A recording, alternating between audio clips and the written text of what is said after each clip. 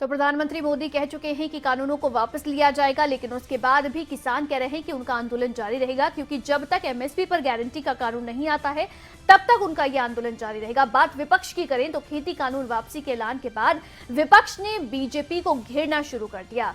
हालांकि किसान पीएम के इस फैसले का स्वागत कर रहे हैं, मगर विपक्ष बीजेपी को नसीहत दे रहा है।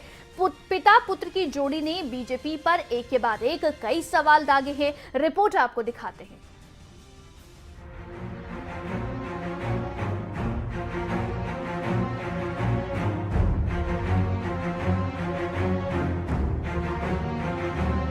खेती कानून वापसी का ऐलान कर प्रधानमंत्री मोदी ने किसान आंदोलन को खत्म करने की तरफ हाथ तो बढ़ाया है। हालांकि किसान नेता और प्रदर्शनकारी किसान मोर्चों से हटने को तैयार नहीं। प्रधानमंत्री मोदी के फैसले को लेकर विपक्ष बीजेपी पर हमलावर है।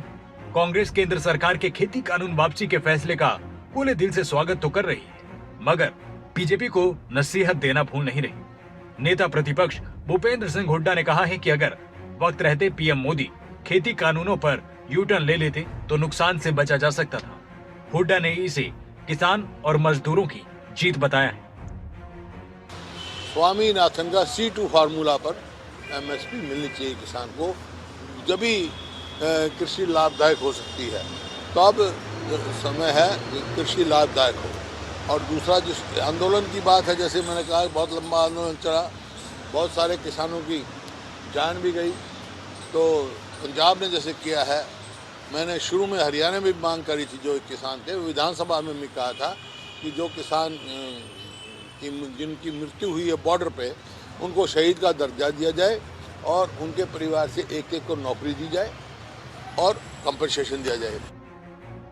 किसान आंदोलन की शुरुआती दौर से लेकर अब तक कांग्रेस के सांसद दीपेंद्र हुड्डा बेहद एक्टिव दिखे। वक्त वक्त पर टीकरी सिंघू बॉर्डर पर किसानों के बीच उनका दुख दर्द बांटा।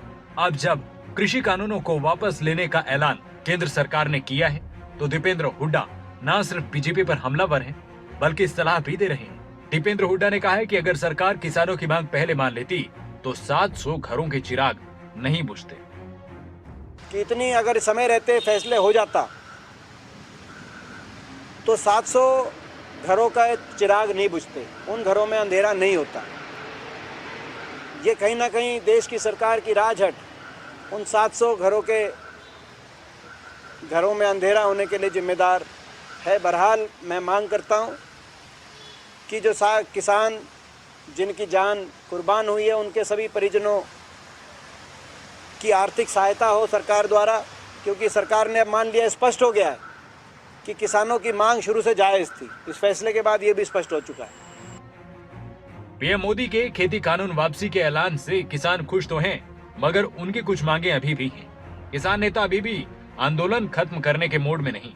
उनका कहना है कि जब तक खेती कानून संसद में रद्द नहीं होते, धरना जारी रहेगा, आंदोलन जारी रखेंगे। ऐसी सूरत में किसान अडिग हैं और विपक्ष उनके साथ है।